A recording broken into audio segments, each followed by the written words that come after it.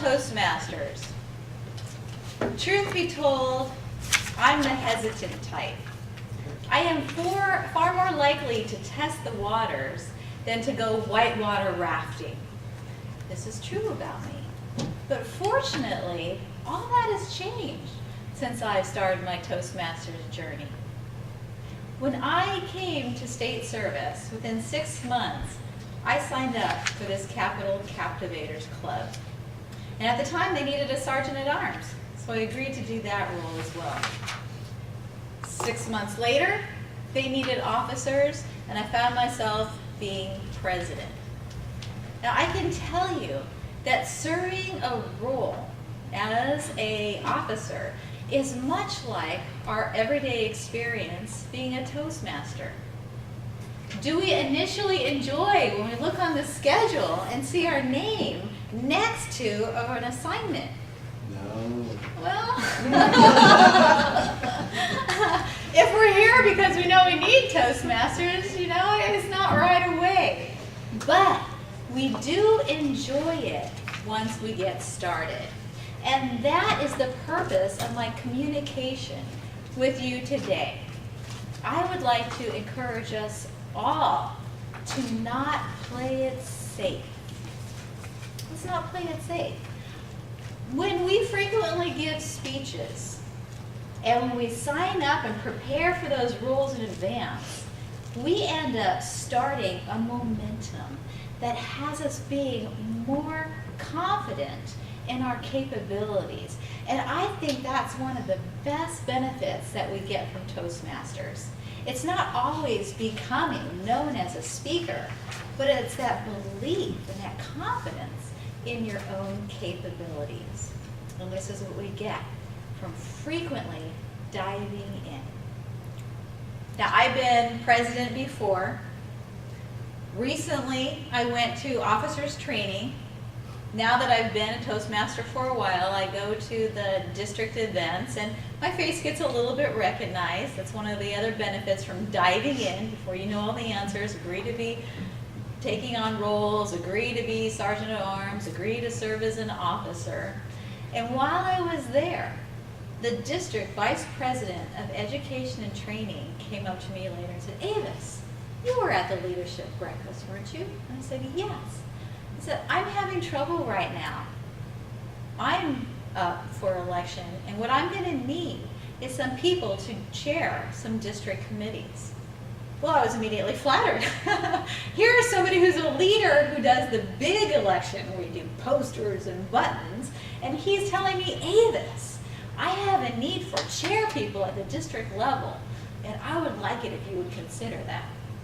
So being flattered, I'd say, well, I would be interested in the youth leadership program. I was amazed because 2 weeks later, when I was at my desk at DCA, I got an email. It was a request to fill a need for the program to start in Placerville. They had 15 students who were excited to be a part of this.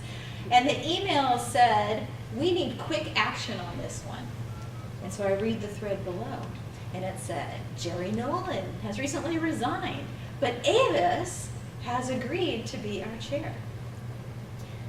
So again, just like we feel on Toastmasters, when you first see your name committed to that assignment, was I glad?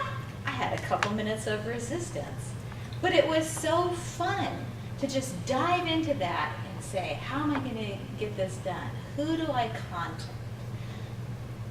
There is a great feeling when we achieve our milestones. Now, Lieutenant, he's got my competent communicator manual. And friends, yes, I'm your president, but look, he's holding a manual that I've had since 2008. I'm doing Project 3, not because I haven't done Project 3 before, but because somebody who evaluated me wrote me down on paper, and I was so excited that I finished it, that I went home and I don't know where I put that evaluation. I don't, and I've moved twice since then.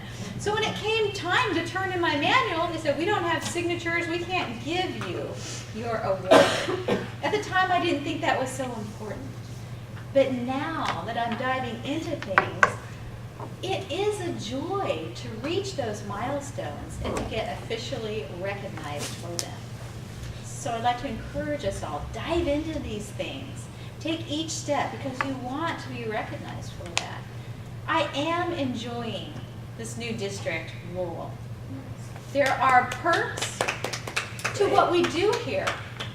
Think of it this way. Get rid of fear and embrace the faith because we're volunteers. There's nothing adverse that can happen to us in this room with this group of people. Nothing. Volunteers, we're not going to get demoted. They're not going to reduce our pay. Everything we want to learn and want to make mistakes while we're growing and we're taking things that are too big for us, we can safely do it here.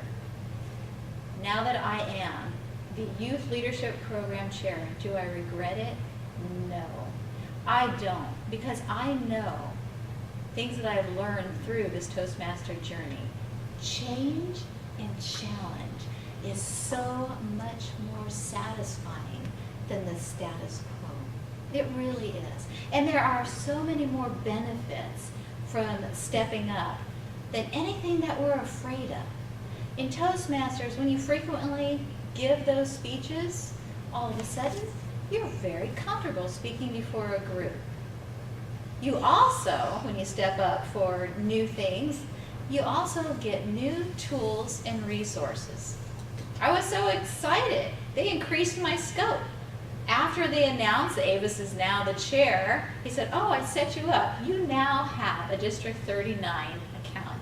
So I am now not just Avis Walsh, Capital Captivator. I am Avis.Walsh at District 39.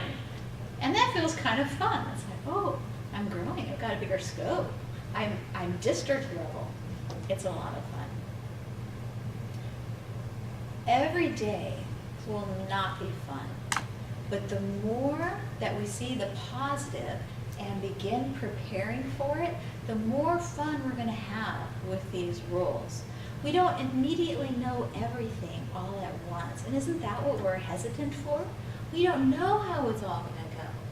But if we don't procrastinate and put us in a situation where now we have to do everything at once, if we do dive into little chunks, like let's say you're scheduled to speak and you find that out on Friday. Friday, start thinking, what general topic might I have?